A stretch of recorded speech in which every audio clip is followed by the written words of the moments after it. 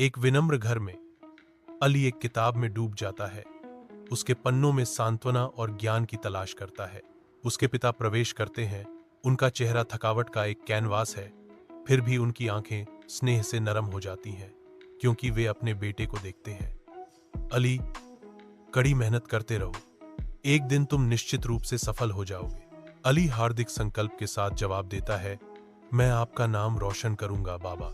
School के बच्चे अली को घेर लेते हैं। उनकी हंसी हवा में गूंजती है क्योंकि वे उसकी फटी हुई वर्दी और फटे हुए जूतों का मजाक उड़ाते हैं। अली शांत खड़ा है, सहनशील भाव से ताने सह रहा है।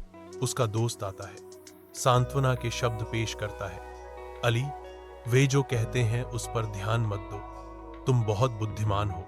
सालों बाद अली एक बिल्कुल नई कार में गांव में ड्राइव करता है, जिसकी चमकदार सतह धूल भरे वातावरण के बिल्कुल विपरीत है।